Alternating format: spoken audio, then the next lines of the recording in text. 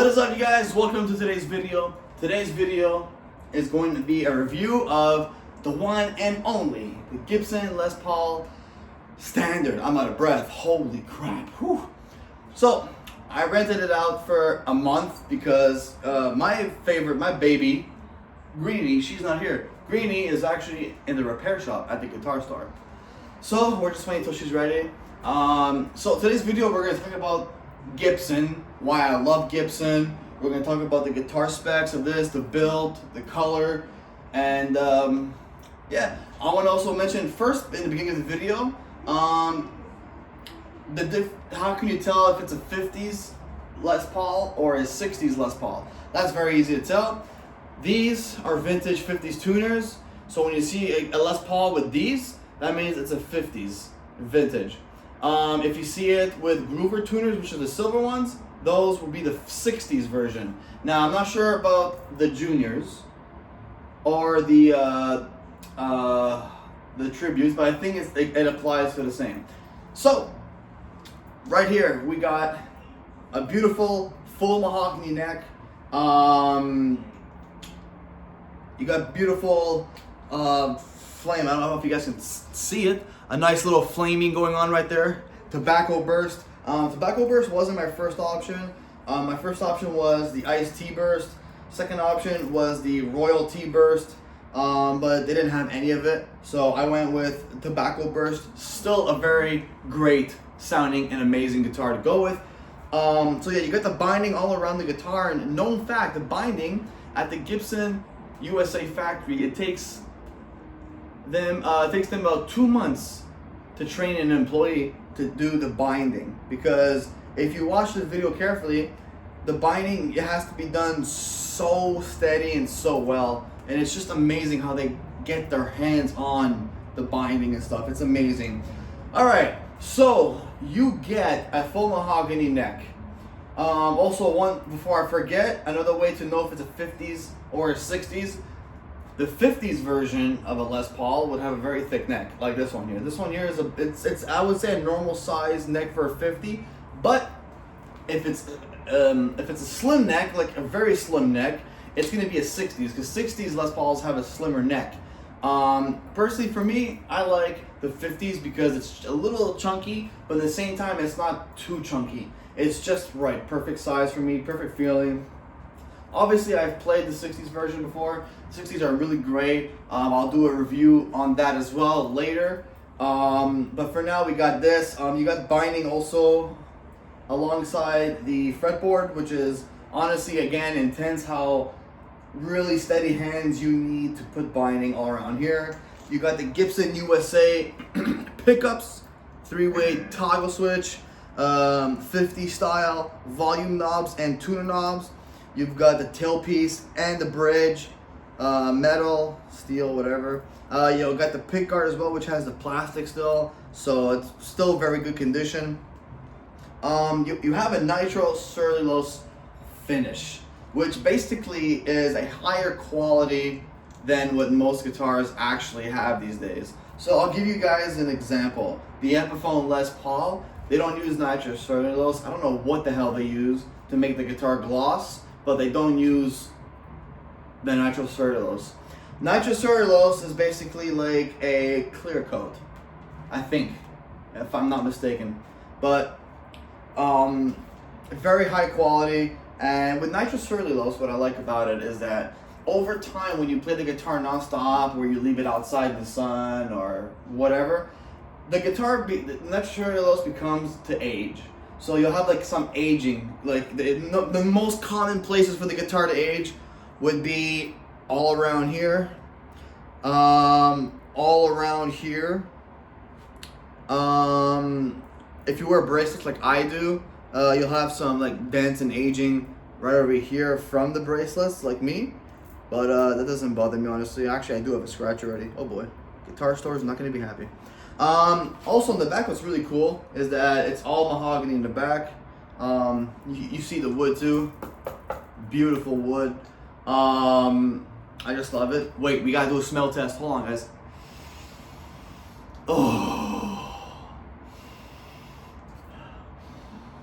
Oh my god. See?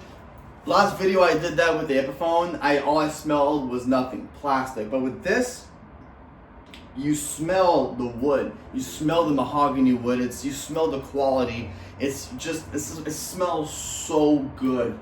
It's just honestly amazing. What else can I say about this guitar that I love? So with all the standard Gibson Les Pauls, most of them, well, some of them, I know that most of them should, they come in a blacked out truss rod cover, which I find really cool, especially when you have the 50s tuners, to make the guitar look more vintage, which I absolutely love. I know Greenie has it, but she has Groover tuners, which is the silver ones. Also, known fact, I know this for a fact, so people are wondering how do they make up this little pearl inlay for Gibson. They actually have a guy who does it customly, some kind of liquid or whatever, to put it on like that, which is insane. Believe it or not, okay, this black part for the headstock, it's a piece of wood. It's not like they spray painted it and all that. No, they actually have like headstocks parts like that. So, you know, the way these guitars are made, they're all handmade, made in the United States. I mean, they do have in the factory some machines that do some carving and things, only because it's too dangerous for a human to do it, a person to do it. But other than that, everything else, you know, the way they scrape the binding, the colors, the paint, everything else is done handmade on Gibsons. And that's why I freaking love the way these guitars are built. You know, when you hold it, you feel the weight. There's no weight relief on this guitar. You feel the build quality. You feel like you own a piece of American art. This is like American art, like American history.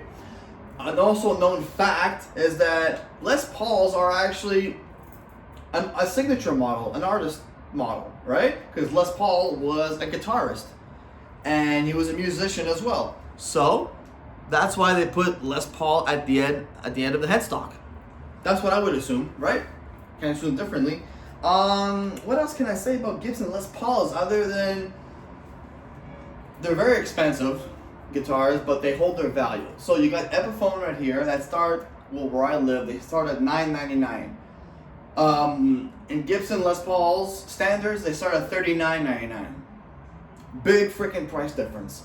However, when you hold an Epiphone and a Gibson in hand, you'll notice the difference in quality build. Even in sound too.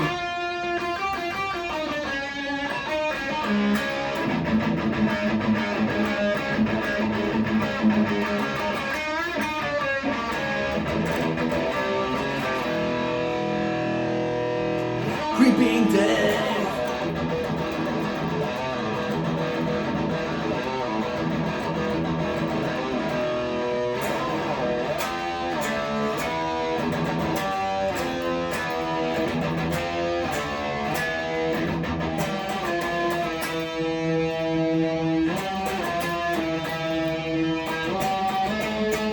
Love it, love it. You also have Black Ant, which is a great song as well.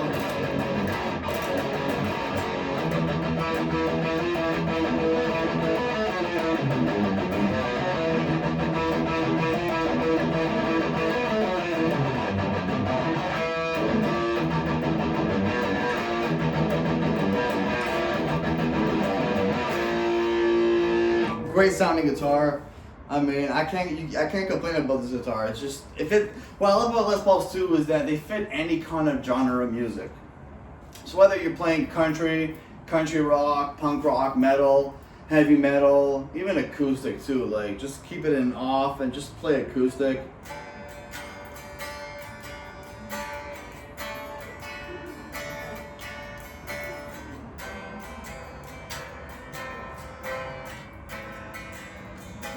It just sounds so good. It just sounds so good. I mean, you can't get wrong with it with the Gibson.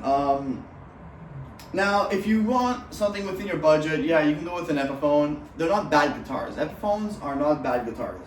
Because, I mean, they're the Inspired by Gibson collection. You'll have a gold top, Harris cherry burst. You'll have an iced tea. You'll have ebony. There's so many colors out there for Epiphones. They're just really great guitars. I have one here as a matter of fact, which is my Gibson, my Explorer guitar. In the next video, I'll be doing a video on that one. I'll explain to you guys why I got the Epiphone instead of the Gibson one. I have a very good explanation for that one. But other than that, I mean, if you're in the market looking for a great sounding guitar that's well built and holds its value, and if you plan on reselling it in the next few years and you want to make a couple of bucks, I'd get a Gibson Les Paul. It would be the best investment. They go up in value too, which is great. Oh my god, my digestion system is fucked. But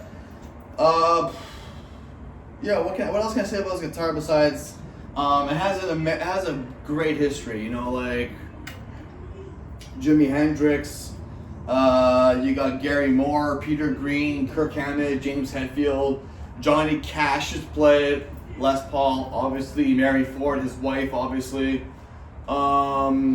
Who else can I name? Jimmy Page also. Slash is a big one. Also, what's her name? Avril Lavigne has them too. A lot of big artists use Gibsons. Taylor Swift. I don't know if she has a Les Paul, but I know she has a custom shop Gibson acoustic with like diamonds all around it. You guys seen it online probably. So Gibsons are used by a lot of different artists, and when Gibsons are used by a lot of famous artists, that means something, and that just shows as well that Gibson is for everything. Gibson is made for everyone as well. Are they worth the money? If you have the money, go for it. If not, I would wait to save up. If you're desperate, then go with an Epiphone Les Paul. I just don't like Epiphones because it's like, again, I feel like I'm holding plastic in my hand. But with the Gibson, I just feel great.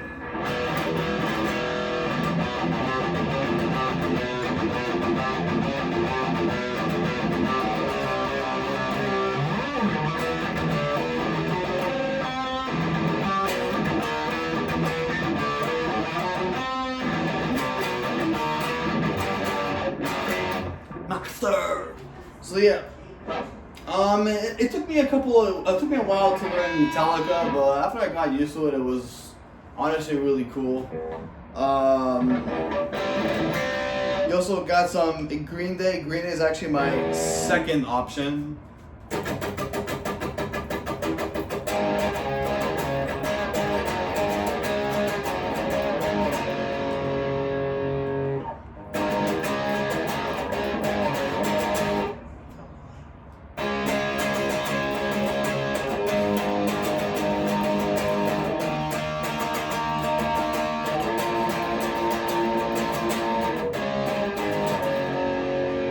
American Idiot, let's go.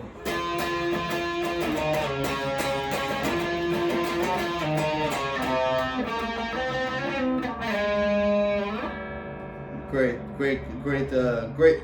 I love their music, you know, even their old stuff too, mid-2000s, their songs are just awesome. Then you have Holiday.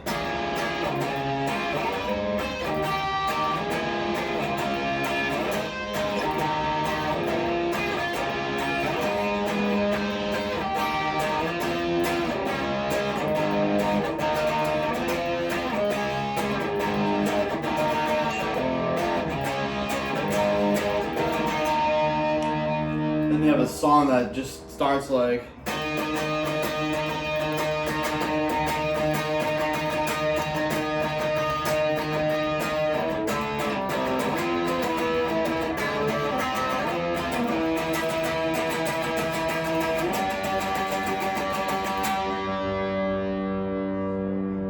You hear the sustain too, it just sounds so great. What else can I say about Gibsons that I haven't already said besides the build quality is great? I would love to go to the Gibson USA factory and have a tour, but unfortunately they don't do no tours anymore, which sucks. My original plan was to actually go to Nashville, Tennessee, to actually go to the Gibson garage and get a guitar there. But I'm probably just gonna stick to my guitar store here because they could probably like order me any kind of guitar. But I mainly want the iced tea because I mean that guitar it speaks to me. Like when I buy a Gibson, I have to play it, I have to feel it, you know. So I mean it's just a great guitar to go from.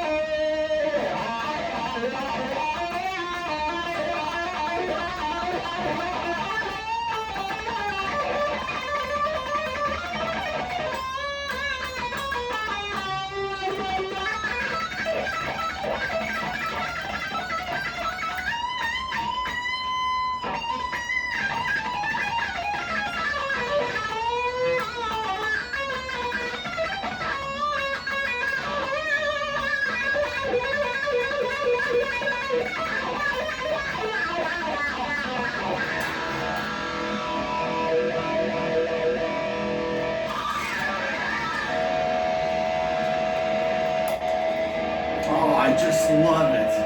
That's how you shred.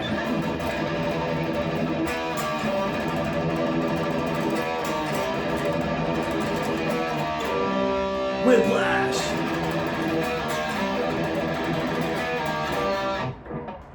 You got 72 Seasons. Great song again. 72 Seasons gone.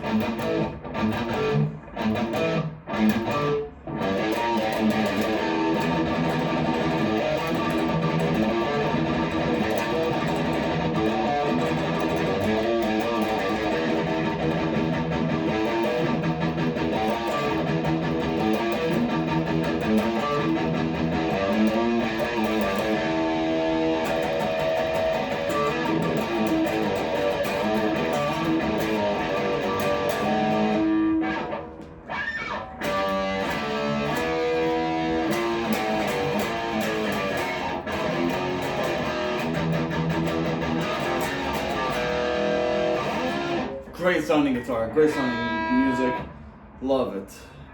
Luxy Turner.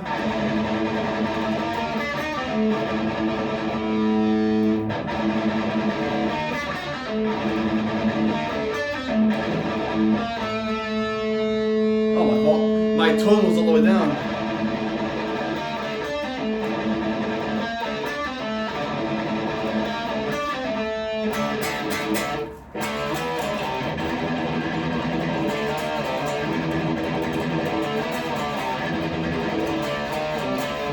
Great sounding guitar, love it.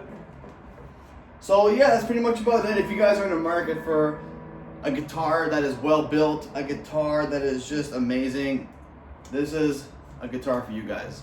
But for those of you guys who want more of a budget guitar, I recommend you go with probably the Epiphone Les Paul, which is part of the Gibson USA collection. You get all the same specs, the same designs, mahogany body, everything. You might even, if Gibson is doing it now, you might even get the Gibson headstock design like this one on the Epiphone. I know that on the Greedy Epiphone they have it, and on one of the Adam Jones's collection without the art in the back, they actually have it now on the custom one. So yeah, if you guys have any questions about Gibson or Epiphones, or if you have to make a decision on what guitar you want to buy, or any questions or anything, feel free to hit me up down there in the comments below. Remember to hit the like button, that way I know you guys enjoy the video. Also hit the subscribe button, really gonna help me out. We are on the way to 200 subscribers. It's gonna be a big milestone for me to get up there. It's pretty much my goal. Yeah, remember to follow my Twitch channel. It's gonna be a screenshot at the end of this video. Hit that like, hit the like on my Twitch channel, and hit the follow button to follow me on Twitch.